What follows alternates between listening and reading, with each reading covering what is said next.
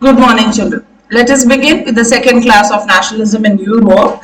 We have already begun with this chapter. We have read about the first and the very important painting of nationalism in Europe, which was painted by Frederick Soreyu. We already know that this painting was painted in a series of 4 prints, and it was a utopian vision. You know what is utopian vision? That is an imaginary vision which is not presently available, but Frederick Soreyu wanted that the society should exist in a democratic way. Okay. Later we learned the concept of modern state and nation state. Further, we understood that how did French Revolution became the first expression of nationalism. We also learned what are the various methods that were adopted by French revolutionaries to develop nationalism in them. Okay, and then as we all know what happened at the end of French Revolution, we already read it in class 9, that Napoleon Bonaparte took over France. Okay, when Napoleon Bonaparte took over France and he made changes, people of Europe got influenced and they started willing that Napoleon should come to their place also and should make them free from the concept of modern state. That is because they were under despotism. They wanted that Napoleon should get them free from despotism and should make them a nation state and should bring development just as he brought it France. Okay, now there were various development and changes that were brought when Napoleon came and took over France. Okay, the changes are enlisted together, यानी सारे changes को एक साथ हम क्या बोलते हैं? That is called as Napoleonic Code 1804. Let us revise a little of Napoleonic Code and then we will move further. Okay.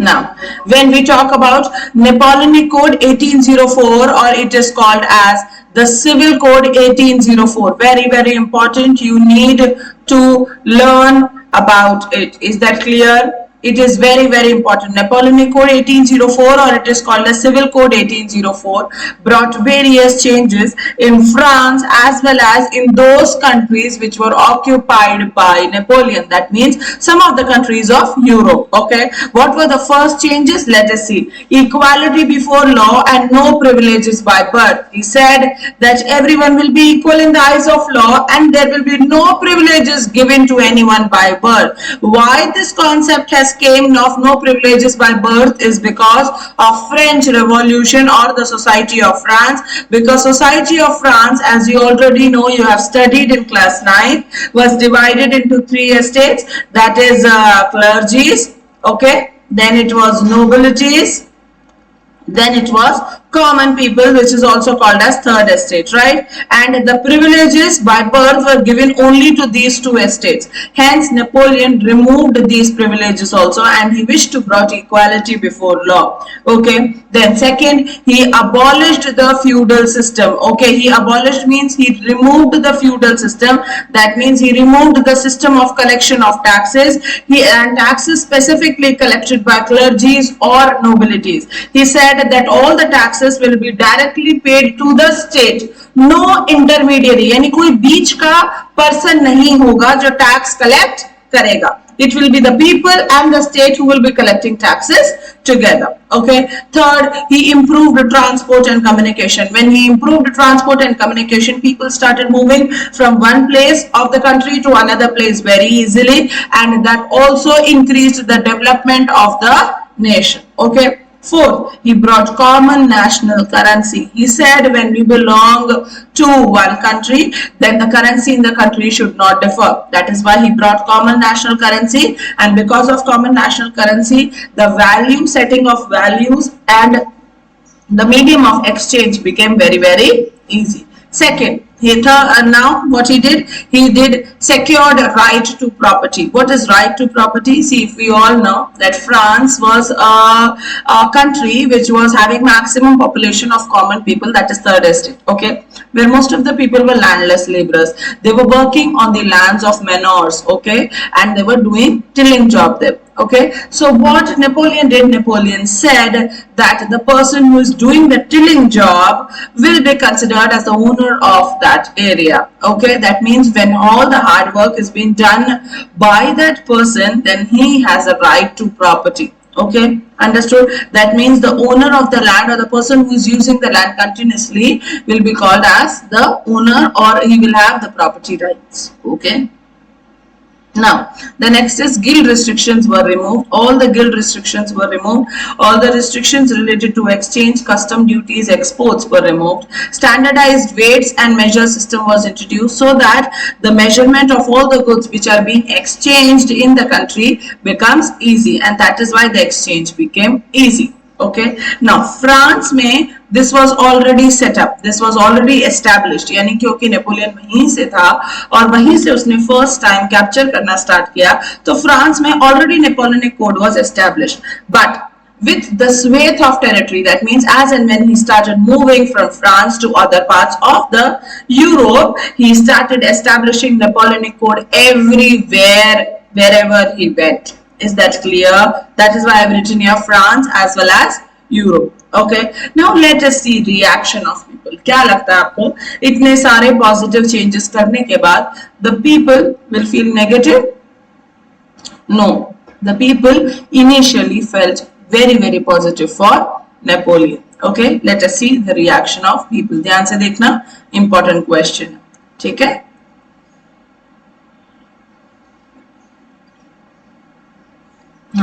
Now, let us see the reaction of the local people. That means the local people means the people of the areas which were captured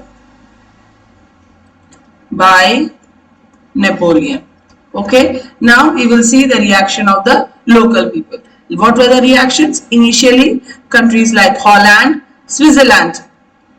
Initially, countries like Holland, Switzerland welcome French armies as harbingers of liberty. What do you mean by harbingers of liberty?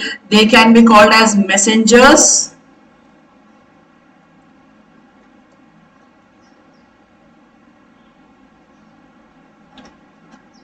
Messengers of liberty, or we can say is they can be called as the carriers of liberty. Okay, carriers means जब वो लोग आए, यानी initially the people of Holland, Switzerland and Switzerland, that means they were the countries in the Europe, they welcomed French armies which were led by Napoleon as harbingers of liberty, क्योंकि उनको लगा that their country will transform from which state? From modern state to which state? Nation state. Is that clear? ठीक है, चलो next point. But initial enthusiasm soon turned into hostility. अब देखो what happened. Initially जब वो आर्मीज आ रही थी, दे were really enthusiastic. कौन एंथुजियास्टिक थे? The people of Europe, because they welcomed them. Okay, they were really enthusiastic, they were really happy, and soon this reaction or soon this enthusiasm of people, it turned into hostility. Hostility means it was filled with negative thoughts. Meaning is very important, because otherwise you won't be able to get the concept. So whenever I'm writing a meaning, you have to underline it and write down in your book. Is that clear? So initial enthusiasm, यानी initially बहुत excited थे कि Napoleon आ रहा है, Napoleon ने इतने सारे changes कर दिए, अब हमको modern state से nation state बना देगा. They were very excited, and but धीरे what happened? It filled into negative thoughts. अब negative thoughts आने के chances क्या थे? What were the reason why Napoleon's entry initially was enthusiastic and later turned into what? Hostility. Okay, the reason was, लिखो यहाँ पे, the reason is, already it is in the book, I'll make you mark in the book, that administrative changes. Administration में बहुत सारा changes लेके आए, taxes remove कर दिया, फ्यूडल सिस्टम हटा दिया, कॉमन करेंसी लेके आ गए, स्टैंडर्ड वेट्स लेके आ गए, but administrative changes did not go hand in hand, यानी साथ साथ with what? With political changes. Okay, That means people were also looking for some type of freedom, which included political freedom. Okay, so what happened, the changes that he brought in administration was very okay. People gave 2 thumbs up to them. Okay, but when they looked on to the political side, क्योंकि modern state में भी political freedom नहीं है ना, nation state में आपको right to vote मिलता है, इंडिया में मिल रहा है ना, right? So people, when they compared it, administrative changes with political changes, they saw that political changes were not at all given, so they became unhappy. समझ में आया? This is the reason. Okay, there were other reasons which increased this hostility. What were the reasons? Let us see. First was increased taxation. Okay, Napoleon increased the taxes. Although he removed the intermediary taxes, यानी feudalism तो हटा दिया, he introduced new taxes like income tax. Okay, second, he imposed censorship. Censorship means he said he had right on press. Right on press means freedom of press होता है, freedom of speech होता है, freedom of expression होता है, where we can express our views. But Napoleon imposed censorship. That means he did not allow the media or the press to write whatever is true. Okay, that means everything that was written in the media was written in a positive way for the Napoleonic government. Understood? Okay, then third, forced conscription into French armies. Forced conscription कहाँ पड़ा है एक और बार? Nationalism in India में, where Britain was forcing the Indian people to join into the armies during World War I. Right? So the same happened. There was a forced conscription in the French armies. So slowly and gradually what happened, when the people of Europe, they were very happy कि Napoleon आया, अब हमको ये बचाएगा. Slowly and gradually that feeling of enthusiasm turned into hostility, because when they compared the administrative changes and the political changes, the administrative changes were very high, political में उनको कुछ भी नहीं मिला. Okay, in fact कुछ ना मिलने के अलावा एक नया टैक्स भी ऐड हो गया, which is called as income tax. Censorship भी लगा दिया, यानी freedom of speech भी बंद कर दिया. And then people were forced to come into French armies. Okay, all these seemed outweigh the advantages of good administrative system. यानी ये जो सारे negative points थे ना, इन्होंने इस good administrative system का जो positive points थे उनको भी weaken कर दिया. यानी the people, those who were excited, they turned into hostile and their minds were filled with negativity. Any doubt? Is that clear? आई बात समझ में? Question आ जाता है. Write down the question. What were the reasons which led to the change in enthusiasm of people into hostility? Okay, it can come in MCQ also. You have to remember it. Now let us read from NCERT. Okay, see, we were here. Okay, see, here we have read that everyone was very happy because there were changes. Now let us see. However,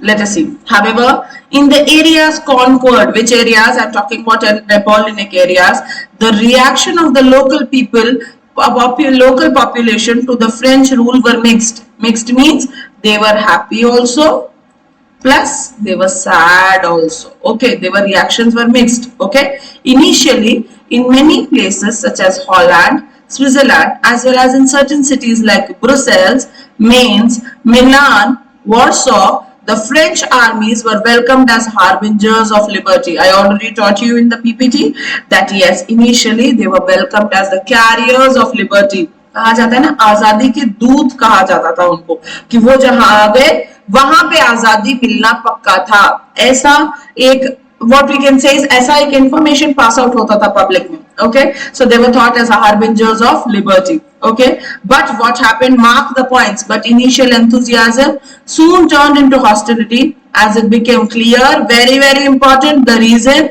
the new administrative changes did not go hand in hand with political freedom. Okay, what were the changes and why? What were the negative things? Let us see. Increased taxation. Taxation was increased. Censorship was being forced. Then forced conscription into French armies required to conquer the rest of the Europe. All these things were done and all these things outweigh the advantages of administrative changes. Okay, यानी initially तो भी लोग बहुत खुश थे कि Napoleon आ गया, अब हम आजाद हो जाएंगे, बट जैसे जैसे नेपोलियन आया they were not at all happy because what they realized and what they thought did not came up in that way. Okay, they thought for political freedom also, but they did not got. Instead, they got increased taxation, they got censorship, they got forced conscriptions, which actually turned them into a negative way. समझ में आ रहा है? चलो, let us talk about this image because this time the paper is MCQ form. Image based questions can come. Okay, this image is personifying. Personifying means imagining. Okay, Napoleon as a postman. Okay, why the picture is imagining Napoleon as a postman and why the papers are flying off. So now we are going to understand this picture, and as I told you that Napoleon is being seen here as a postman. Why he is seen here as a postman? Let us see. Okay, see the figure is saying the courier of Rhineland loses all that he has on his way home of leaping. Okay, Napoleon here is represented as a postman on his way back to France after he lost the battle of Leipzig. Okay, underline it, that is very very important. When he lost the battle of Leipzig, okay, what happened when he was coming back? Okay, he ran away from that battle. When he was coming back, all the territories of his, whatever he has captured, were being out of his control. यानी वो जो papers हैं, postman जब भाग रहा है, when Napoleon is running, his bag is open, if you can see. Okay, why the bag is open? Because he is trying to save his life rather than controlling the areas of the territories which were under control of him. Okay, so when his bag is open, all the letters which were very very important, that means all the territories which were very very important, they were taken away by his enemies. They went away from his hand. Understood? Each letter dropping out of his bag bears the name of the territories he lost. Understood? यानी हर letter में, हाँ, हर letter में the name of the territory is written which he lost while he was running back to save his life. Any doubt? Any doubt? No? Should we move forward? Now, the making of nationalism in Europe, very very important topic. Okay, now if you look at the map of mid 18th century Europe, you will find that there was no nation states. ये तो हमको पहले ही पता था कि 18th century में there were no nation states like we know them today. Okay, what we know today as Germany, Italy, Switzerland were divided into kingdoms. Okay, us time when I am talking about which century, I am talking about 18th century. The Germany, Italy, Switzerland were divided into kingdoms, duchies and cantons. Okay, cantons are the areas which are ruled by what we can say is small ministers, जैसे कि हम कहते हैं ना मंत्री. Okay, duchies are the areas which are ruled by duchess. Okay, now whose rulers had their autonomous territories. That means when we talk about Germany, Italy and Switzerland, they were never a nation state. They were ruled by kingdoms, duchies and cantons, and they had their own autonomous territory. Autonomous territory का मतलब होता है self-ruled territory. That means no one can interfere in their decisions. Understood? Now see, Eastern and Central Europe were under autocratic monarchies within the territories of which lived diverse people. Okay, when we talk about Eastern part of the Europe and Central part of the Europe, they were also under the monarchies. But when they were under the monarchies, the people, those who were living in Europe, were also very, very diverse. Okay, now what was the problem? Let us see. What was the biggest problem while we were talking about nationalism in Europe? The problem comes here. Understood? First point is they did not see themselves as sharing a collective identity or a common culture. है ना? हमने पढ़ा था nation state के लिए हमको क्या चाहिए? हमको चाहिए collective identity. right? If we want to make a country as a nation state, we have to keep a collective identity. Understood? So they did not see themselves as sharing a collective identity or a common culture. यानी जो लोग थे eastern और central Europe के, although they were living there, but they did not had a collective identity. यानी वो आपस में एक दूसरे को जोड़ नहीं पा रहे थे, and they did not had common culture. Often they even spoke languages belong to different ethnic groups. In fact, उन लोगों के बीच में languages भी common नहीं थी. देखा जाए तो इंडिया में भी सारी languages common नहीं है, लेकिन एक लैंग्वेज सबको समझ में आती है, almost two everyone, that is Hindi. Okay, that has actually brought feeling of oneness, feeling of unity, and feeling of a homeland to us, right? Now, let us talk about the Habsburg Empire. Habsburg Empire is present in Central Europe that ruled over Austria and Hungary. For example, was a patchwork of many different regions and peoples. When we talk about Habsburg Empire, which was ruling over the place called as Austria and Hungary, this was a patchwork of different regions and peoples. Let us understand through PPT. समझ में आएगा आपको फिर. Okay, we will understand the making of nationalism in Europe. Okay, this is the map of 18th century Europe. Okay, the mid 18th century, there was no nation state present in Europe. All the states, countries were under the kingdoms, as we read in the book. They were under duchies. Okay, and they were also under cantons. Okay, there were autocratic monarchies in Eastern and Central Europe. Autocratic या autonomous का मतलब होता है self rule. Okay, they do not bother about others, they don't like others interference, they take decisions on their own. Okay, now what was the issue? कौन से area की बात कर रही हूँ मैं? I am talking about Eastern and Central Europe. इस area की बात करूं तो there was a problem in this area. Why? The first problem was people of this area or this regions did not had a collective identity. Any doubt? Second, they did not even spoke a common language. That means they spoke different languages. Any doubt? Okay. Third point, we will discuss about Habsburg Empire. Now, let us take an example of Habsburg Empire. What does Habsburg Empire is telling you? Habsburg Empire is an example which is showing the diverse population in Europe. Okay, we all know that Habsburg Empire has been ruling in the areas of Austria and Hungary. And why it is called as a patchwork? Patchwork पता है क्या होता है? आपने अगर देखा हो different colors के अगर मैं clothes को join करके एक hanky बना दूं, तो दिखने में तो वह हैंकी है, लेकिन वो बहुत अनइवन सा है, right? That is Habsburg empire. दिखने में वो एम्पायर था, लेकिन there was no uniformity. Why? Because people living in that area did not have collective identity. They did not spoke common languages. Also, देखो, Habsburg Empire was divided into Austria-Hungary, in Alpine region, in Austria, in Sudetenland, in Bohemia. They all spoke different types of languages. Okay. Now, what happened? Such differences which were present in Habsburg Empire did not easily promote a sense of political unity. Why? Such differences were there. देखो, एक तो common culture नहीं था, है ना? जब लोगों के बीच में common culture नहीं है तो वो वैसे बात नहीं करते हैं, interaction बिल्कुल कम हो जाता है. Okay, चलो, if we imagine कि common language हो जाती तो शायद exchange of ideas और easily हो जाते, वो भी नहीं हो रहे थे.